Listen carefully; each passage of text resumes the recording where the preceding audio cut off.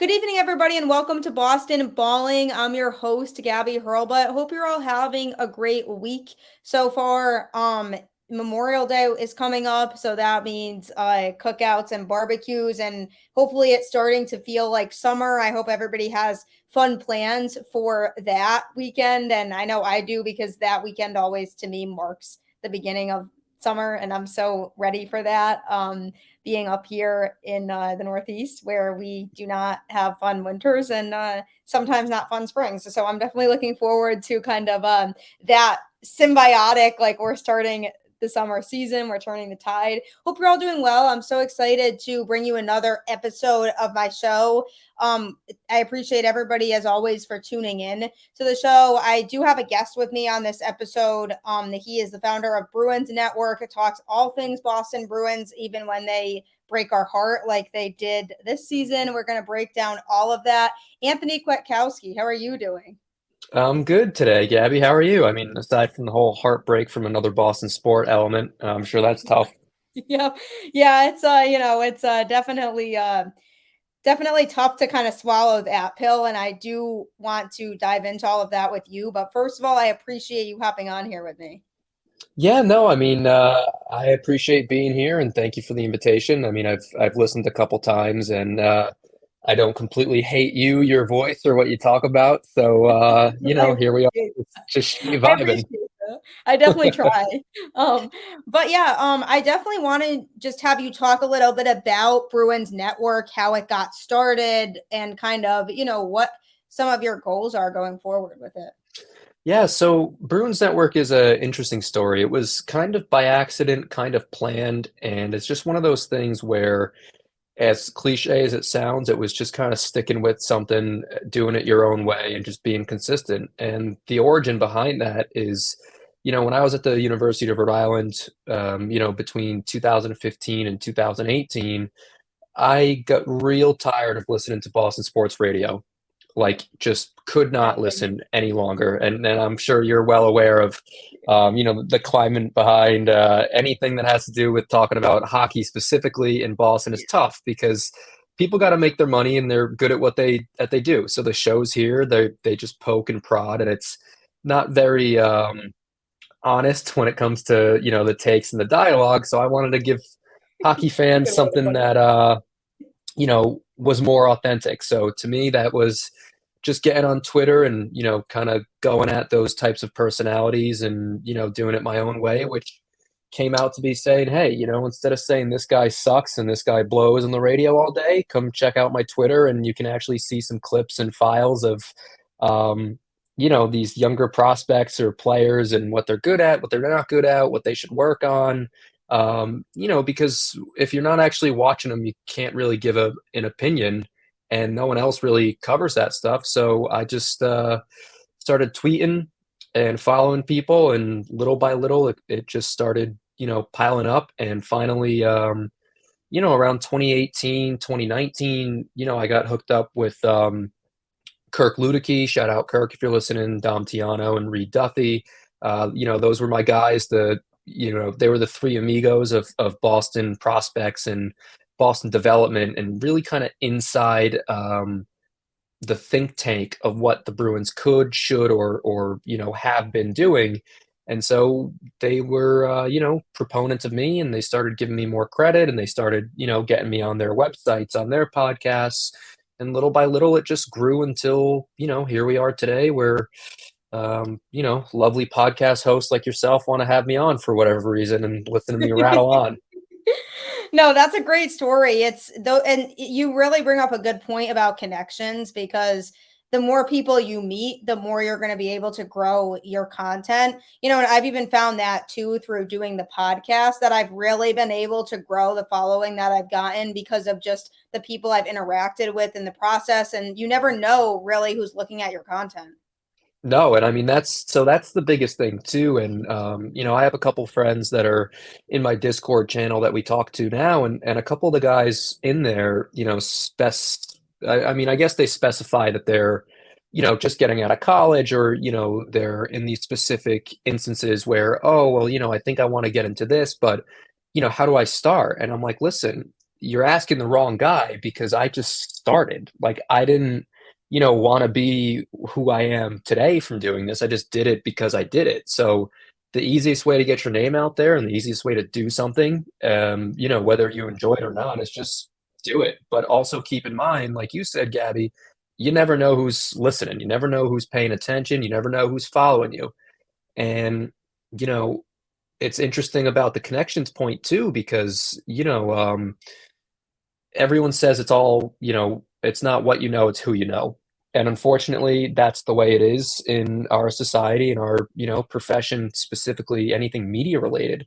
So, it's just, again, put your head down, just keep doing what you're doing, but just always be aware that people are looking. You're getting the exposure one way or another, and just be aware that people are always looking. No, you're so right though when you say it's who you know. You could have all the experience in the world, but not have those connections, and somebody else who might not have as much experience but has their foot in the door with somebody is probably going to get that job over you because they know somebody there. So I always, when I was in college, I was always taught to constantly be networking if you want to make it in the media industry, because you really never know who you're going to come across when, and connections that you have could know people at other places too. So everything could come full circle. And obviously, media is a hard industry to be in. It's a hard industry to break into, and just a hard industry to be in general. And so the more people that you know and the more you can kind of build your network, the better off you're going to be later on.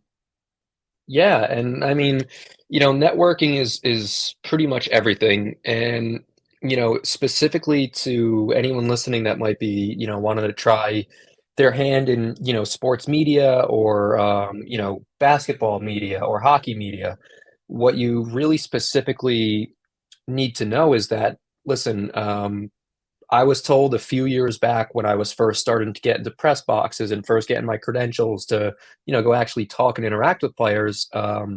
Kirk Luedeke, someone I mentioned earlier, told me flat out, he said, listen, now that you're in the press box, that's great.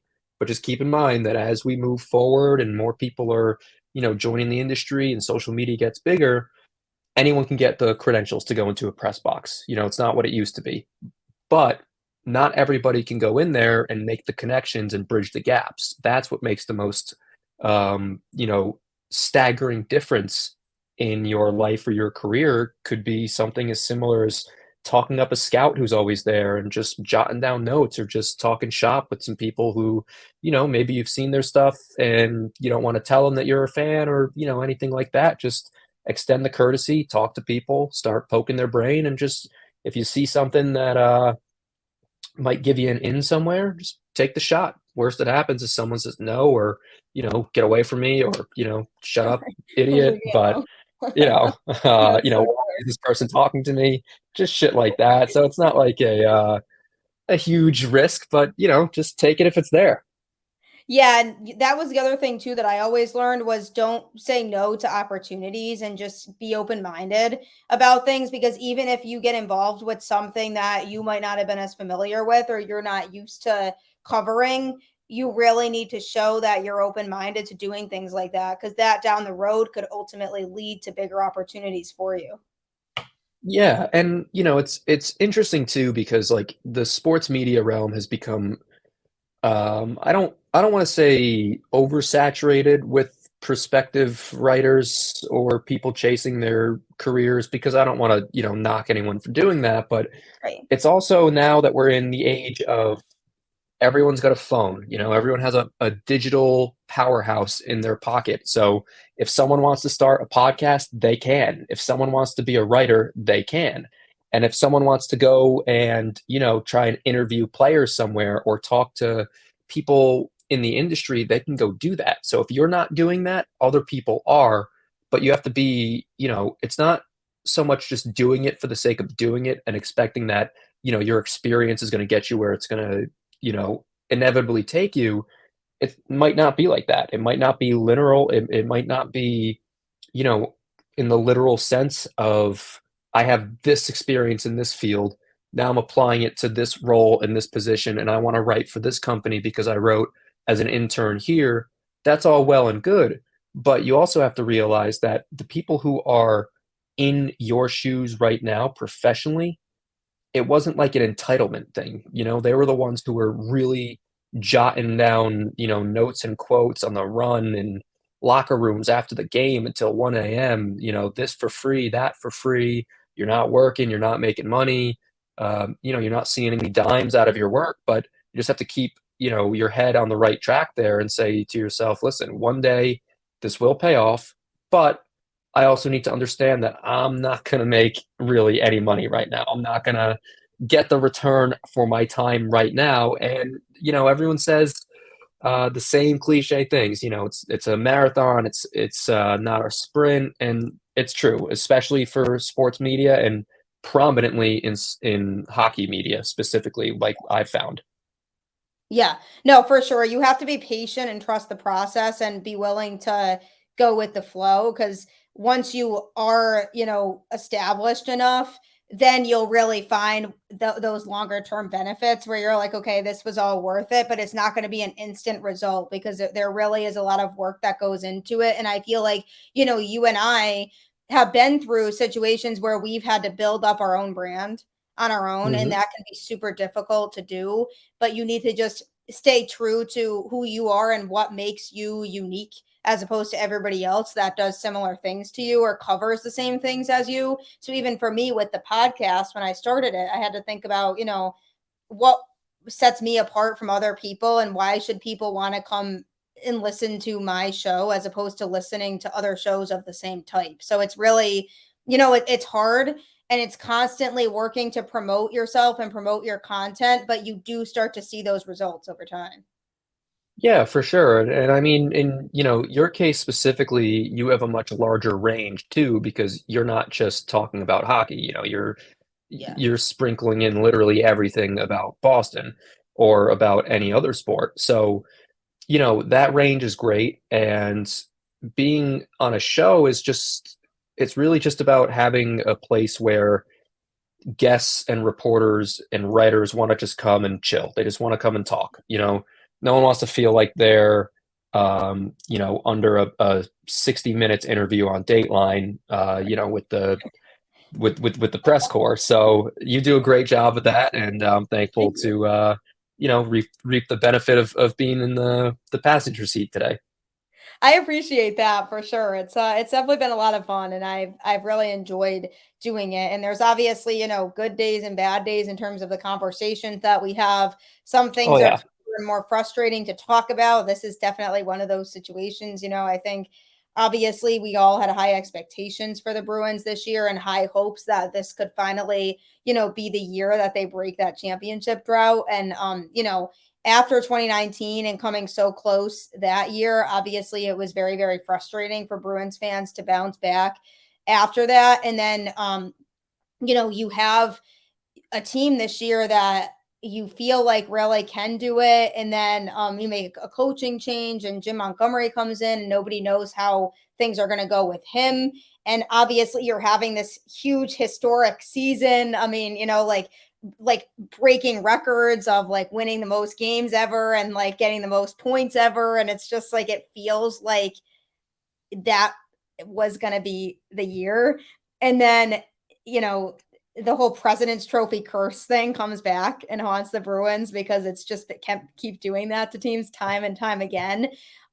So obviously we all watched that series. It was very, very frustrating. I mean, the Bruins had a 3-1 lead and couldn't close out the series, which was so incredibly frustrating to me because you had so many chances to close it out and I'm just sitting here like I'm going to scream because this team like can't figure this out right now and this is so frustrating. And obviously, we knew the Panthers were tough. I do feel like the Bruins kind of caught a bit of a tough break getting them in the first round. They were really competitive last yeah. year and their team did improve going into the season too. So I think they were slept on a little bit going into the series in terms of how they could actually match up with the Bruins. And I do think that they match up better with the Bruins than a lot of other teams that the Bruins would have faced later on in the playoffs. Yeah, and I think just to your point quick about the Panthers in general and how that's kind of a tough draw. I'll be honest, I didn't think the Panthers were going to beat the Bruins. I understand why they did, but they were kind of in a perfect spot and they got a perfect storm of things to go their way, which was last year they were the President's Trophy winner. They were the best team in the league. A lot of people feared them. Didn't work out to be that way when it mattered. So this year, again, they were written off. They only made it because Pittsburgh couldn't win out because Pittsburgh's good at nothing. Literally. Um, so once they kind of lost out, it's like, oh, now the Florida Panthers, who were the 1 seed last year, are going to squeak in on the 8 seed with no pressure, no expectations, no noise, no nothing. Just going out there against the impossible juggernaut that was the Boston Bruins. And, they took what the Bruins didn't. And unfortunately, you know, whether or not it comes down to the President's Trophy curse or whether it just comes down to uh, right place, wrong time, which it seemed to be. You have a lot of issues throughout the lineup and the roster from, the coach's bench all the way down to the last guy riding the pine. And it's like, well, I can see it. It's frustrating, but once again, this is 3 years in a row that the Bruins between, the Islanders and the Carolina Hurricanes, you're talking about two very intensive forecheck teams that just go along the board and they take your lunch money. Like they just bully you in your zone until your defensemen or your centers are coughing up pucks and people are lifting their heads up instead of, playing the puck and pulling up on hits to avoid contact. And that's how turnovers happen. And we just saw that for 7 straight games against Florida. And unfortunately, the Bruins are up 3-1. And the same old thing with this core with a different voice in the locker room. It's just guys couldn't go out and they couldn't get it done. They couldn't close it out. Yeah, and it's really upsetting because this season to me going into it felt like it had really, really good vibes in terms of, the Bergeron situation, the Krejci situation, not knowing after last season what was going to happen with those guys. So you get your whole core back this year. And then, they go and they improve and they make the team better. And it really just felt like there was a special vibe to this team. And that really did show during the regular season and the games that they were playing. And I was like, this team has very few weaknesses right now. Like they're looking like a complete hockey team. And I don't think anybody wants to see them in the playoffs. And it really, really did feel like that for a lot of the season. And then when they went up 3-1 in the series, I was like, I don't see many scenarios in which they blow this lead. And then, of course, that is exactly what happened. And, there's definitely certain things that went wrong for the Bruins. And I think Florida was really, really good at just finding what the Bruins' few weaknesses were and kind of riding with that. And like you said, a lot of things had to go their way in order for them to come back and win that series. And every single thing did go their way that they needed to. And I give them a ton of credit. I mean, obviously they were a significant underdog in that series. And for them to come into Boston and do what they did is definitely impressive and deserves a lot of credit. And, then they basically coasted by the Maple Leafs, which I actually kind of felt like they would win that series. Yeah. After they beat the Bruins, I was like, I think that they have a good chance to beat the Leafs. And then they didn't struggle at all in that series either. So it's, you have to wonder, it's just interesting what they've done so far in the postseason. Yeah. And, to your point further about it just kind of felt like that special year, it did because, you go out in the offseason and you trade someone like Eric Howla for a kind of underperforming, under the radar guy like Pavel Zacha. And, you're like, wow, all of a sudden there's another top 6, top 9 potential forward in the mix. Bergeron's back. David Krejci returns. You're on year 1 of Hampus Lindholm's huge contract. You get a new voice in the locker room.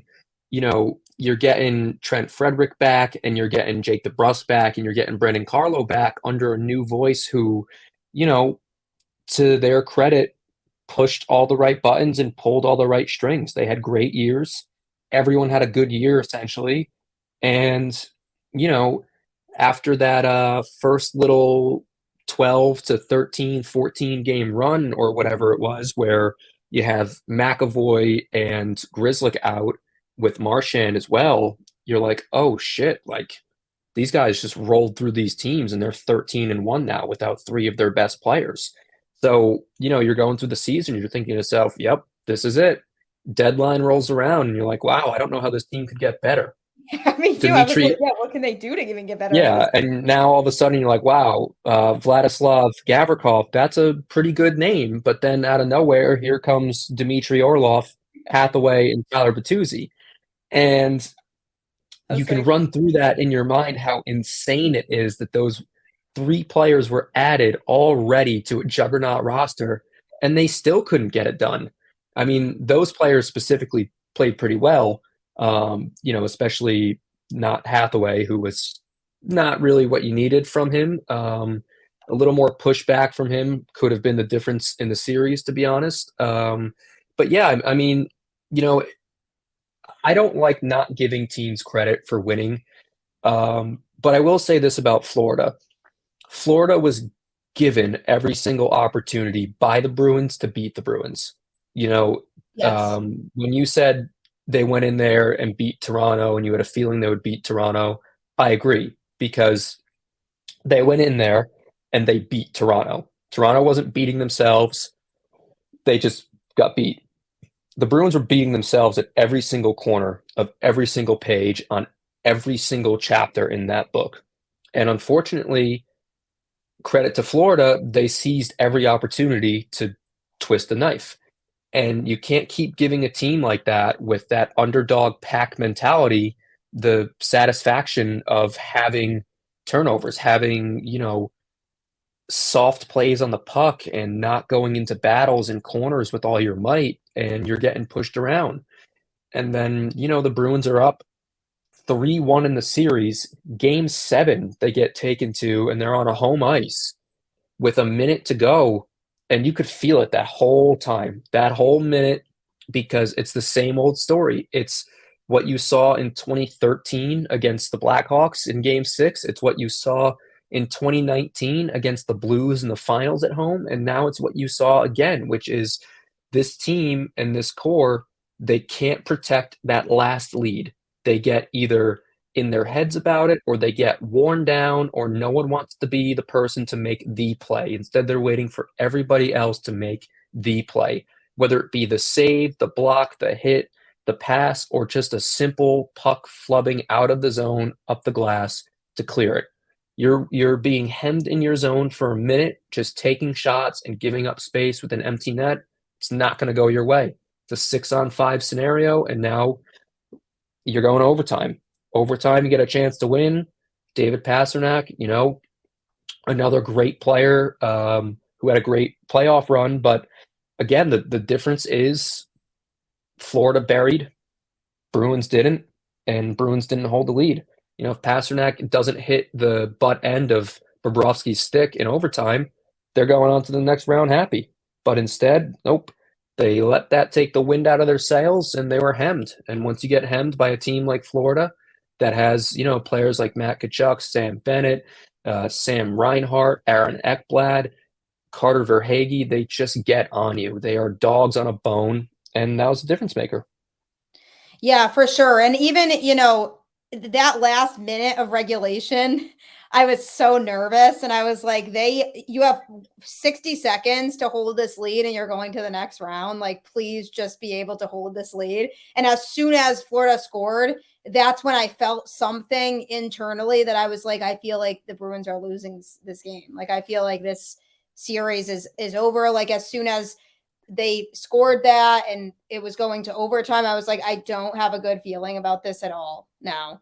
I just felt like that was really, really what did it for me when I was like, I don't think the Bruins are going to win this in overtime. Right. And that's something that is kind of telling about this team and this core and this group of guys is even if they have the best players healthy at the right time, which I mean, they pretty much did, or, if they have the right combination of players on the roster, you shouldn't be feeling that way in the final minute of a game watching this team. If you're watching Florida, if you're watching Toronto, well, maybe not Toronto, they're kind of a special animal there. I should never use Toronto as an example for trying to protect the lead. But if you watch Florida, if you watch Carolina, if you watch Vegas, if you watch even Seattle or, Dallas, these teams that are, kicking around or have kicked around, they're fighting tooth and nail to protect leads, and I don't see enough of that from the Bruins when it matters. Yep. Yeah, and one of the biggest things that I did want to bring up was just the goaltending situation in the playoffs because it was pretty known to people that Olmark was playing hurt and that he was not fully healthy for that series. And so, he played a lot of consecutive games, and I think it really started to show later on as that series got deeper and deeper that they shouldn't have been playing him for that many consecutive games. And I kept sitting here wondering why not sub Swayman in earlier in the series? Like, do they really not trust him and they just really trust Olmark a lot more? Or why are they not playing him earlier? And then it ended up coming back to bite them because obviously, the first game that Swayman plays in the playoffs is a game 7, do or die situation game.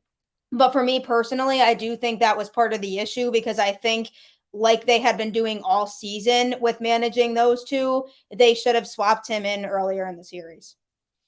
Yeah, no, and I definitely agree with that. I think that Jim Montgomery kind of got away from what made them so successful, which was not really worrying about or caring about the status quo, of teams in the NHL all season. It was us together, pack mentality against everyone else. And, the Omar Swayman situation was never supposed to be one guy running with the starts and the other sits on the bench. So to get away from that, again,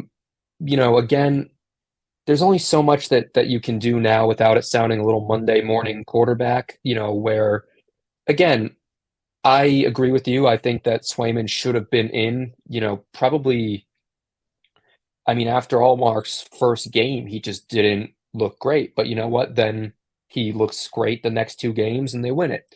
So, there comes a point where you're up, I don't know, 3-1 in the series again, and you're not even thinking about it. But yes, I think that in the playoffs, we saw a couple things with Allmark. I think, unfortunately, we saw that in big moments, which he hasn't experienced much in his career, he got overwhelmed and the moment got too big for him. And I don't think that's anything to, sit back and harp on like we're, the 2 to 6 show in the afternoon wanting Tuukka Rask to be hanged at high noon. But I think, there is some kind of valid critique there where you're talking about a goalie who didn't show up. And I understand that he might not have been 100%, which he says he was fine. Kevin Weeks had a tweet, which has since then been deleted, that he was dealing with a debilitating injury.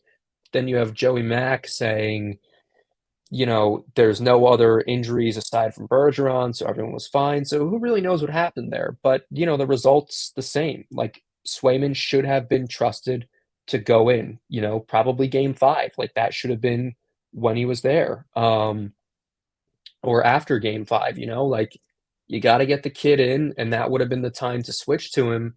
Because even when Olmark, played great in his 2 wins of the series, he was still shaky. If you watch him after the play, I don't know if he was injured or tired or, just caught up in his own head and emotion and thoughts. But you look at him coming off the post or you look at him getting up, from a covered puck and he's slow. He's not really moving with the same energy or swagger that he's had before. And you just got to wonder what kind of went wrong there. But again, end of the day, Jim Montgomery definitely he outcoached himself. And again, it's not about not crediting the Panthers because they deserve it, but Paul Maurice didn't outcoach Jim Montgomery. Jim Montgomery outcoached Jim Montgomery. Paul Maurice didn't do anything. He showed up for the games and he just took everything that the other coach let him have. Which, you have a guy who's a little shaky in net. Florida's going to feed off that. They're going to keep testing him. They're going to get lower into the dots and they're going to try to get him moving. And they did. So unfortunately, we know how the goalie situation turned out, and Swayman comes in cold. He was good, not great, in game 7. Probably not the reason why they lost, but again, not a reason why they're playing right now, which I guess is the biggest, most important part. Guys all season have stepped up when it mattered, when they needed to, and you didn't see that. Yep. And I think, to your point about the pressure of just being here, the playoffs are such a different animal than the regular season. It doesn't matter at all what you did in the regular season. Come that postseason time, you need to be able to step up in those moments with the pressure that comes with that. And I do agree with you about Omar that it might have just been too much for him, all the pressure that comes with being in that position. And, and like obviously Omar had a phenomenal season and it's hard to really match up to what he did during the Right. regular season, but it's not like Swayman had a bad season. Like he had a Mm-mm. good season too. And I remember talking to a couple people on Twitter during the season and I was like, this is a great problem for the Bruins to have. Like we have two really, really solid goaltenders right now. And if our problem is figuring out like when to use who, that's like a good problem to have because it shows we have that depth. And you really do need the really strong, solid goaltending in the playoffs if you want to go far. So I was like, these are two goaltenders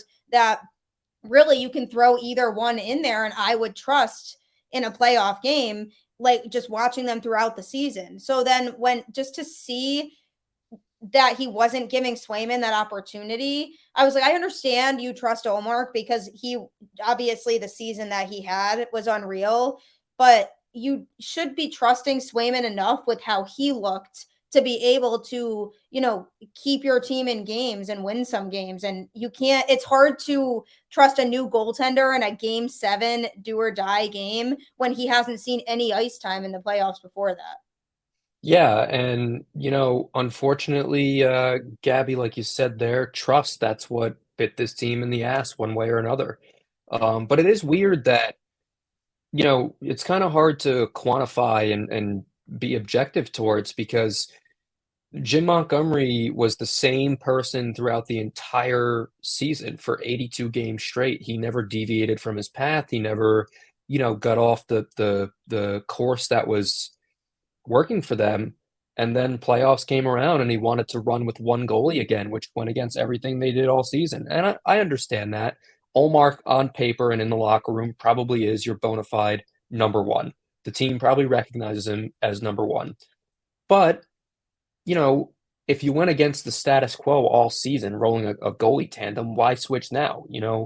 Why switch when your back is against the wall, but not beforehand when it doesn't matter if you lose a game, and your experiment didn't work. But if you put in a cold goaltender like Swayman earlier, not only can you use him again later if you still need him because next game Allmark shits the bed or he's not playing well, but your team is going to wake up a little bit because they have a cold goalie, or you would hope so. Um, Unfortunately, again, not something we saw in game 7, with Swayman. They come out, and next thing you know, they're down 1-0. And it takes David Krejci, Orlov, and, Pasternak to get you back in the game. But in theory, things are much different than in actual practice. So I don't know what got into Montgomery there. He clearly fell on his sword pretty good during his press conference with Sweeney and Neely, which again I respect. He's never been anything other than a accountable guy, which is why they wanted him in Boston in the first place. And I think that going forward, he'll learn from this. Olmark, if he's still here, next season, he'll learn from this, and every other player will too. Yeah, absolutely. Yeah, it's just it's we've just seen this time and time again, and it just seems to be, the last few years the same thing over and over again, and they need to just learn from it and try to figure out how to, come out stronger next time. But obviously, we touched on a little bit of kind of what went wrong for the team, but if you're kind of thinking back to the series against Florida, other than the whole mismanagement of the goaltenders, what are you looking at in that series as like this is really what went wrong for the Bruins that they didn't do as well that they did during the regular season? Because I'm thinking back at the defense in general, and I think defensively they just did not do their job in that series. Yeah, I think defense was a big part, and I think the defense kind of has a really tough job more so in a series like this one because, again, back to the whole forechecking thing, this Florida team just keeps drilling you down the boards, and it's not comfortable to play against. And if your guys are a little timid or a little banged up, again, they will capitalize on every single turnover. And if it's not being put on net, it's being put into a place that's going to make your defensemen have to skate harder to get to. They're going to burn more energy. They're going to get more tired. So instead of having these really easy, efficient, and quick outs, they start rushing. They start hearing footsteps. They start backing off of contact and backing off the puck in danger areas because they don't want to get hit or they don't want to cough the puck up. And then, a heavy forechecking team with Matt Tkachuk on it leading the way, it's really tough to recover from that as a defenseman because you're already so gassed. They just keep throwing the puck in deep and you have to keep pivoting in the neutral zone and skating back against the forecheck. And, that adds up. So, again, in the regular season, they were playing defense by committee and they were tending the net by committee. They were playing center by committee and they were playing wing by committee. Everything was a well-oiled machine. Everyone was supporting everyone. If people went into a scrum, they were supporting each other. If people went hard to the net, there was always a flank or there was always a mirrored wing on the other end. If it was a right or a left, doesn't matter. If the center was in first, the two wings are forming a triangle behind them.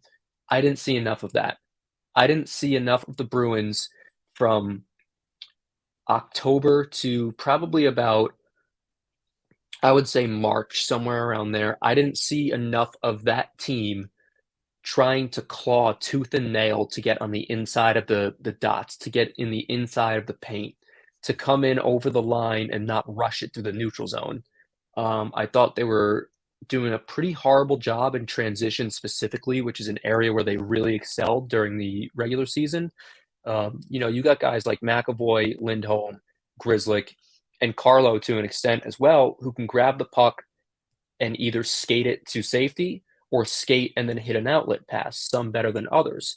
But there wasn't enough of that. There wasn't enough of confidence in the defense, and I don't think there was enough confidence in the forwards to take the puck and carry over the line because all you kept seeing was turnover, broken up, active stick gap control from Florida. And credit to them because any single time David Pastrnak was trying to carry the puck in the zone or David Krejci or Charlie Coyle, they just got broken up, and we saw it with Taylor Hall a few times too, where he's flying up and down the wing with the puck on his stick. He's the best player in the game, but then Florida kind of isolates that a bit. They start making him a bit more uncomfortable, and it's tough to get those pucks through clean.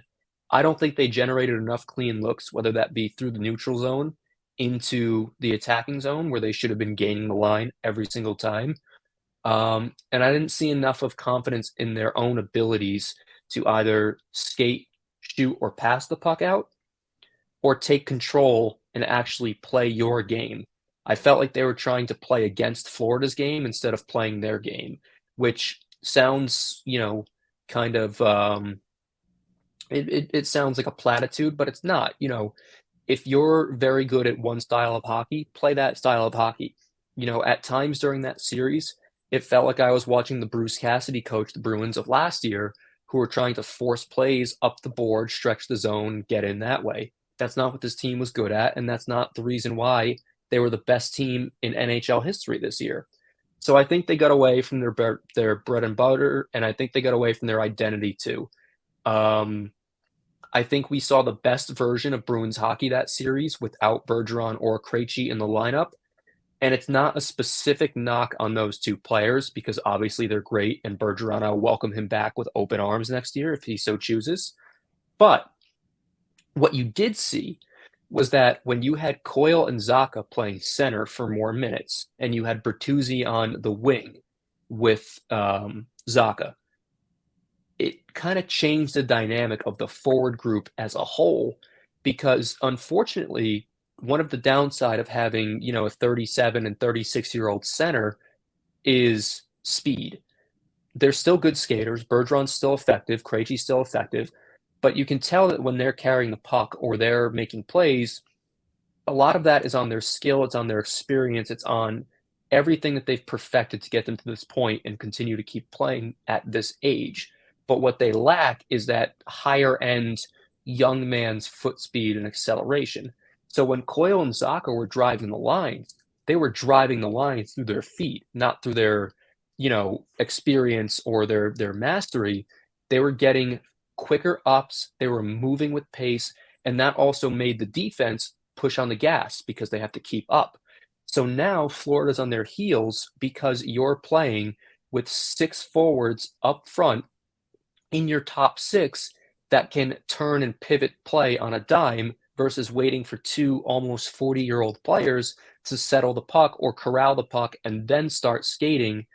It just kind of got into this whole rut where, okay, eyes are off.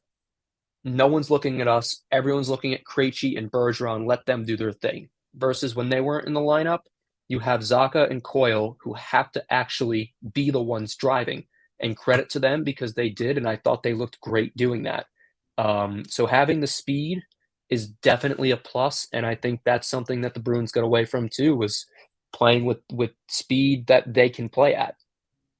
Yeah, it almost seemed like they just forgot how they play hockey and what they do well. And it seemed like everything that they were doing in the regular season kind of just went out the window for them. And like you said before, they were almost trying to adapt to what Florida was doing instead of just playing Bruins hockey the way that we've seen them play all season. And it just felt like a completely different vibe from what we've seen all season. And even the energy, I was like, this is just not the same Bruins team that we've seen play with fire and passion in these games during the season, because I think they got in their heads way too much and they started to overthink, like, we need to do this and compensate this to adjust to stop Florida and what they're doing, as opposed to just sticking to what they know. And I think that's just been an issue with this team, time and time again the last few years in the postseason. And I don't think there was a question at all about them and what their identity as a team was during the regular season.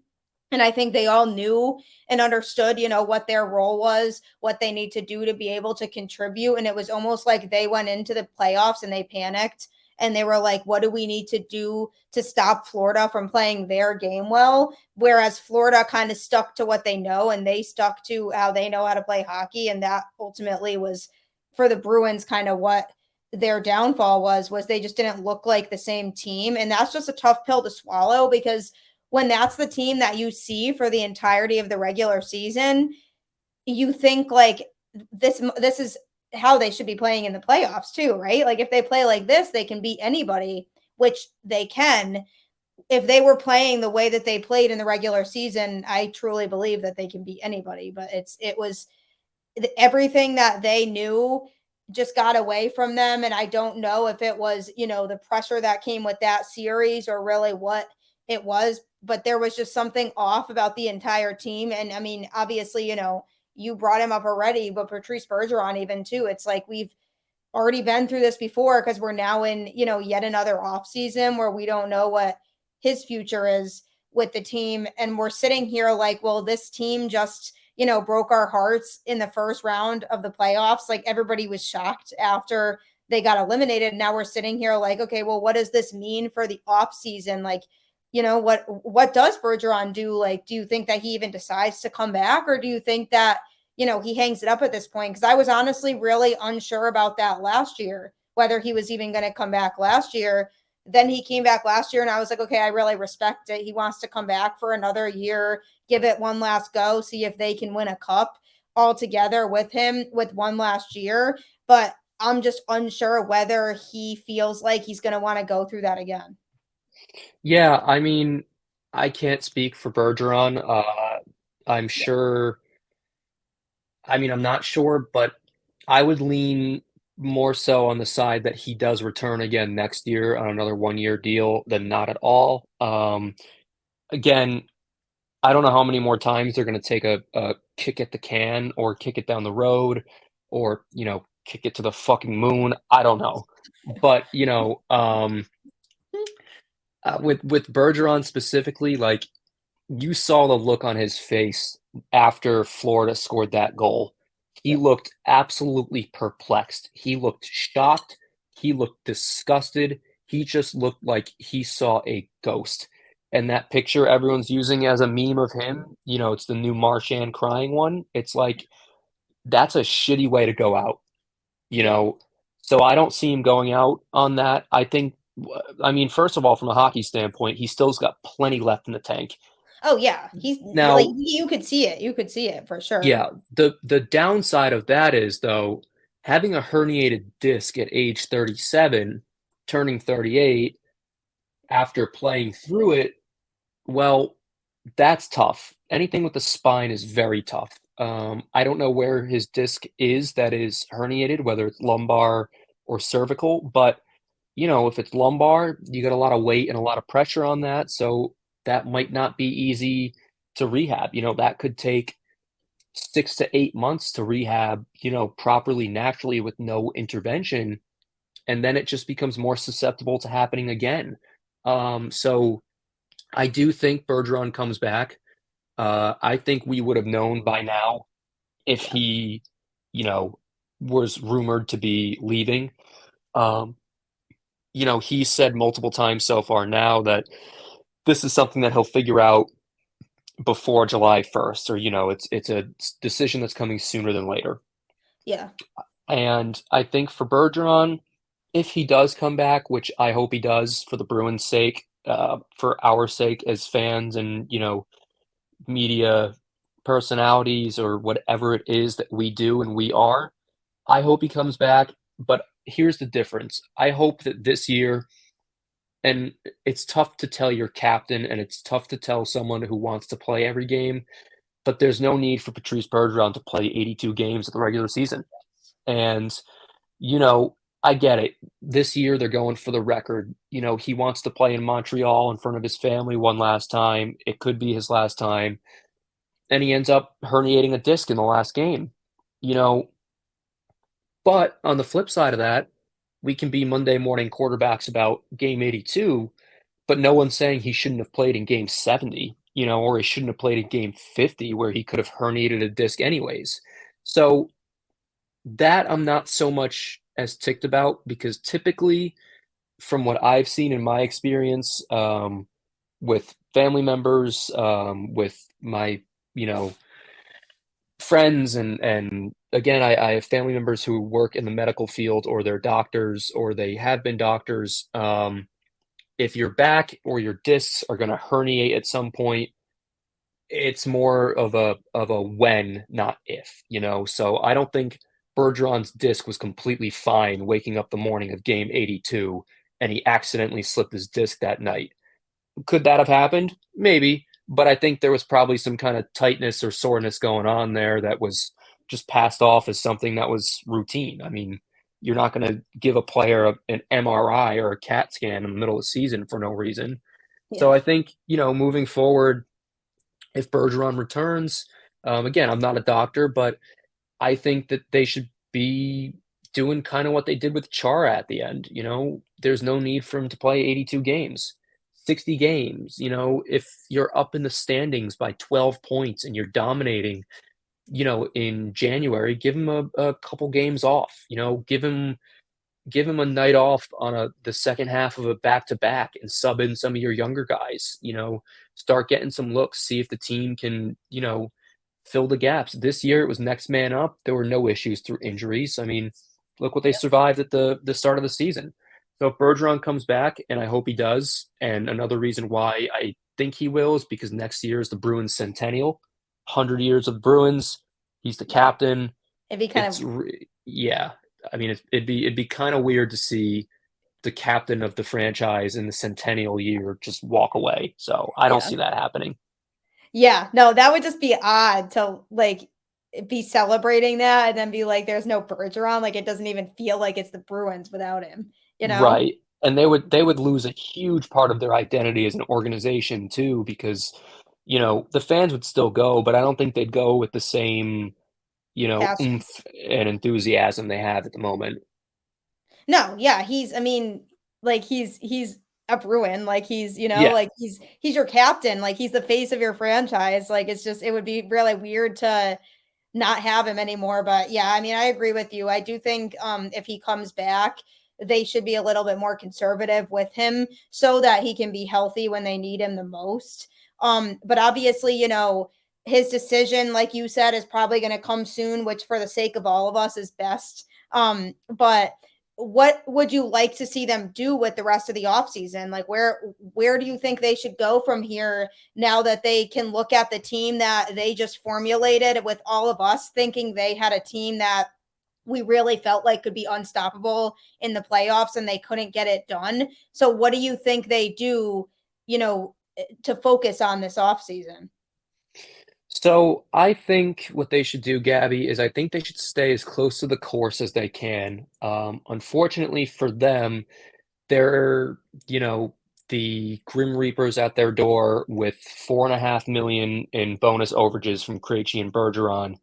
And, you know, that's not an easy bridge to navigate right now for them. That's 4.5 million they cannot use. There's no way to get around that. They have to take that hit. So they're already down 4.5 million to start the offseason. Not great. But there's some moves they can make. One of which I think is very easy, and what they should do is they should buy out Mike Riley, because Mike Riley, he's a good player, didn't really catch on here.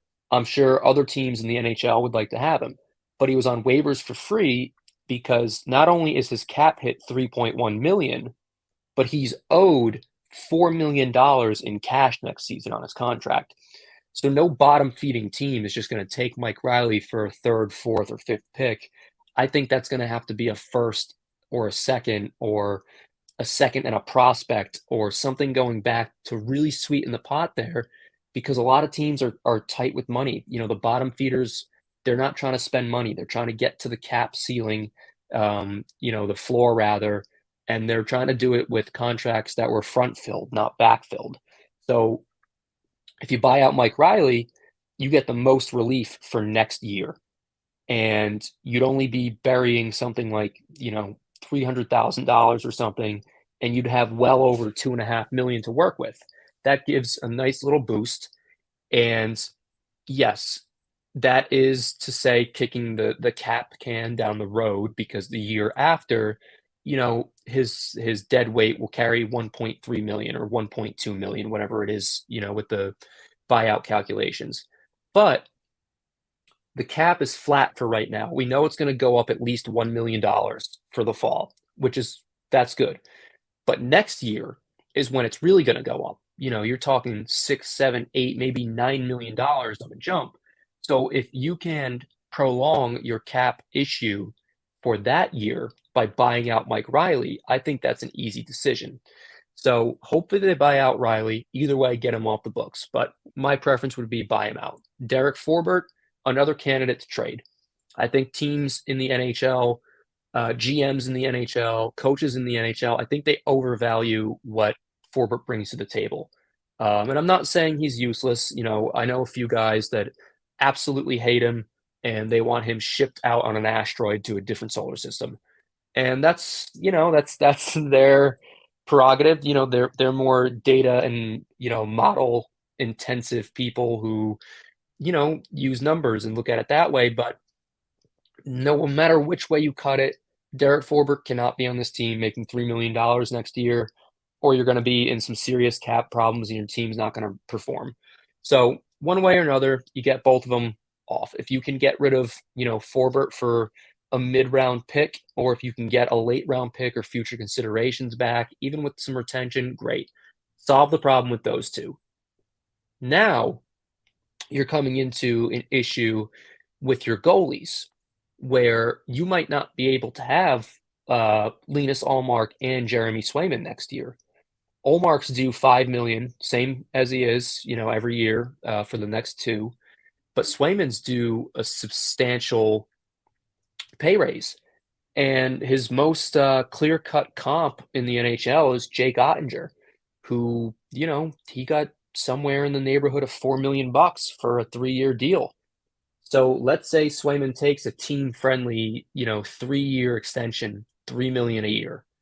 Okay, so that's still not great. So now you have $8 million in goalies, and you have to fill all these roster spots.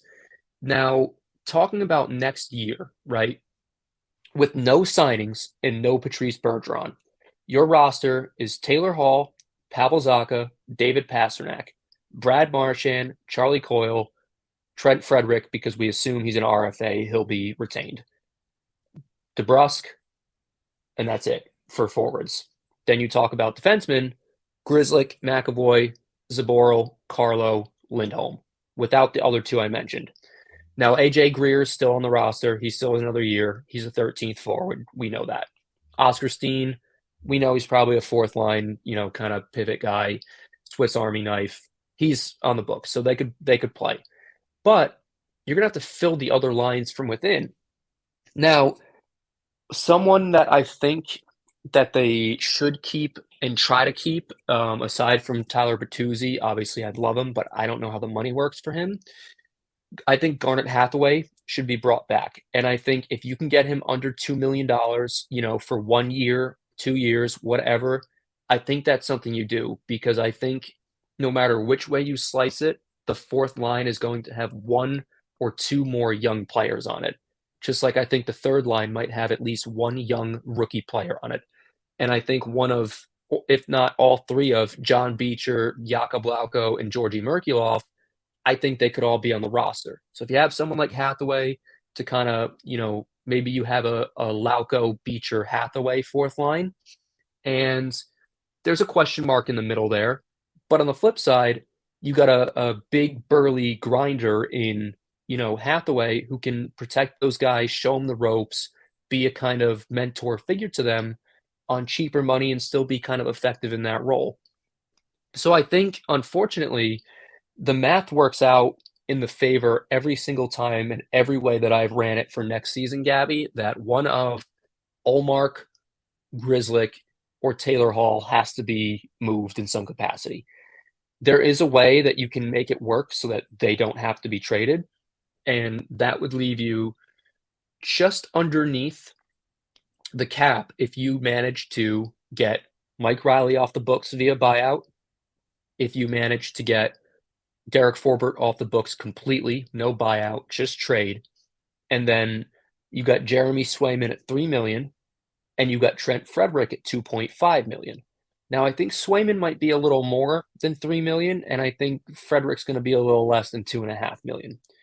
So if you have them, then that means that your third line left wing could be Georgi Merkulov. Your fourth line left wing would be Jakub Lauko, who we saw, he's an NHL player, a good speedy forechecker, exactly what they would need. And then John Beecher as your fourth line pivot.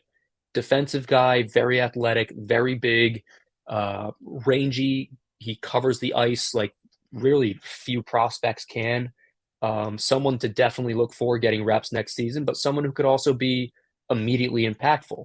And then the defense, you'd be looking at Grzelcyk, McAvoy, Lindholm, Zaboral, and then Mason Lohrei and Brendan Carlo.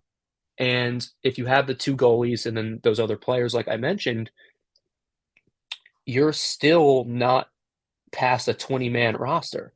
So you're still down a couple bodies. So again, I don't see how it happens without the team looking different next year, like Don Sweeney said. I think a member of this team that is widely respected or the fans love or the team utilizes is gone, whether that be Matt Grzelcyk, Ullmark, or Taylor Hall. You're looking at one of those guys not being here next season. I'm not a capologist, I'm not Evan Gold, but I don't see a way that happens. For me personally, if there were a gun to my head, I would probably wager that it could be, depending on what they want to do, Ullmark makes a lot of sense in that case. You got your young guy in Swayman that you're turning it over to.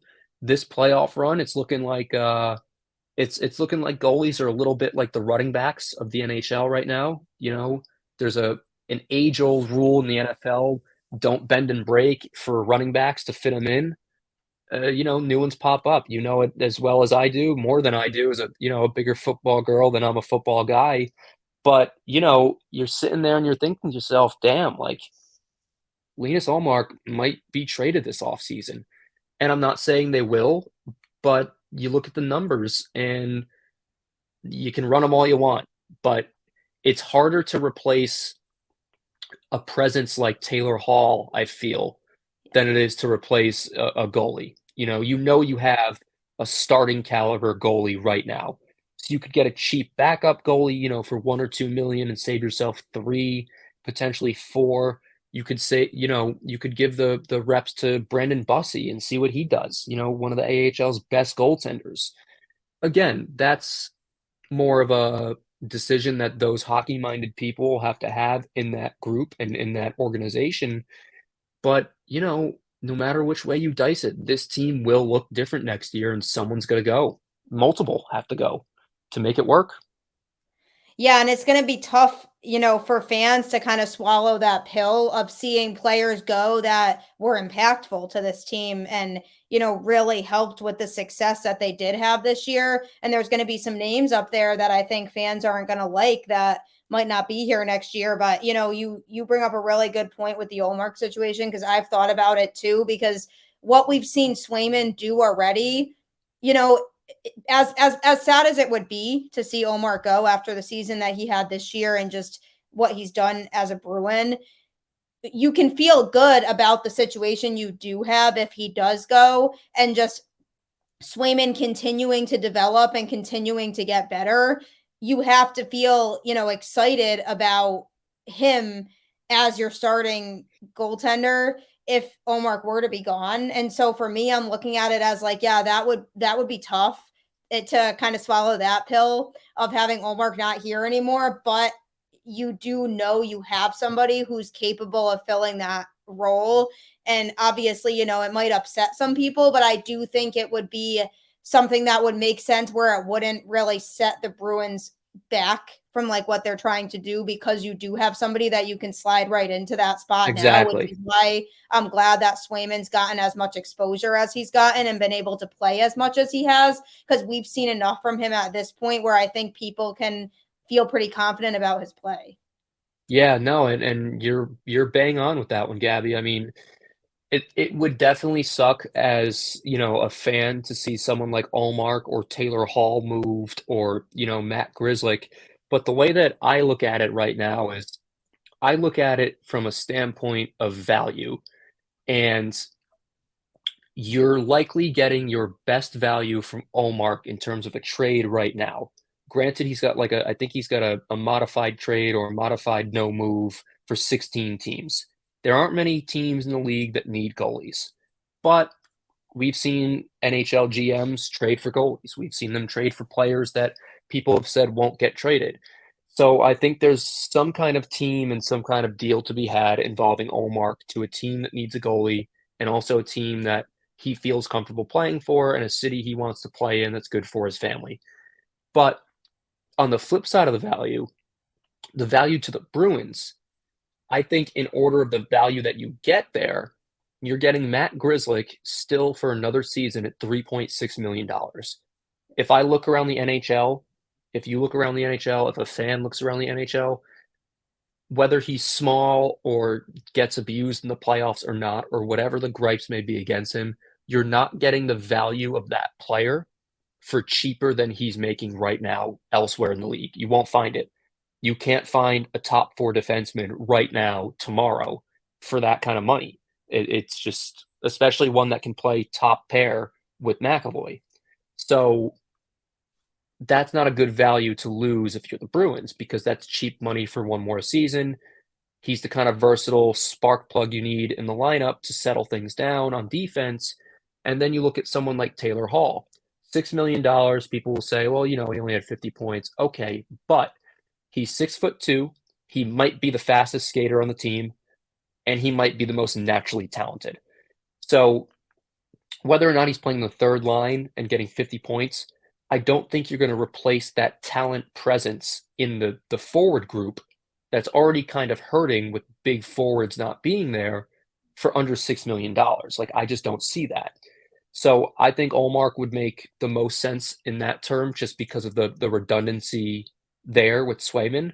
And listen, Swayman might not be ready to step into the spotlight for a full season, but they might be more, you know, peaked to do that versus their interest being peaked to break up the roster in other spots. Because I feel like goalies, again, like back to the running back thing, and I don't have any data to, support that, but it just to me seems like goalies are guys that are starting, over the last couple of years in playoffs now that they get hot at the right time or they're in the right systems with the right defensemen and the right coaches and they're playing well. And again, you look at someone like Swayman and he could probably be that next year, but you'd have to get a backup for him, whether that be an internal option like Bussy, which would be a very bold move.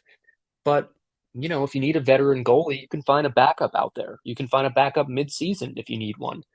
And for this team, that might be the way to go because you might have to win through your forward and your defense group instead of in net. You might have to start winning games 5-4, instead of 3-1 or, 2-0 or 4-0. You might have to start relying on your scorers and your team and not your goalies. And look, the Bruins got the best goaltending season out of Ullmark right now. I don't think he's going to have a better season than that. But I like Ullmark. I think he's a good goalie. I think he's, you know, adding to the plethora of good goalies that we've had. I mean, we went from Tim Thomas to Tuukka Rask to Linus Ullmark and Jeremy Swayman. That's phenomenal goaltending. So I think they could weather any one of those storms. But I think if they're weathering the storm throughout the roster, you're putting a lot more pressure on a lot more players that way versus just more pressure on one player being your goalie. And what we know of Jeremy Swayman is that he loves the moment, he loves the pressure, he loves it, he loves the lights, he loves all of it. So I think that's a viable solution. I think it's something that they'll discuss. What they do, I'll be honest, I got no fucking idea. None. Because like I said, like what I said, Gabby, before when I meant that no matter which way you cut it, 1-3, like one or those guys have to go, or two might have to go. I had no idea how they navigate that. That's on Nope. them. That's why they make millions and I don't. I was gonna say that's why they have the jobs that they do, Yeah, and we don't have that job, and we can sit here and talk about it. But at the end of the right. day, that's not our decision to make. Nope. But it'll be interesting for sure to kind of follow all of this and see what they do decide to do and see, how this team and what this roster really looks like going into the season next year. But I definitely appreciate you hopping on the show with me. This was a lot of fun. Definitely a fast hour for sure. Yeah, Um, but that's typically what happens when you have someone on who simply doesn't shut up. That's the main gripe in my life. I just don't shut up. So, No, I'm the same way too. Like if I'm talking about a team and I'm really passionate, like I could go on for hours. So I definitely understand it and I love the passion.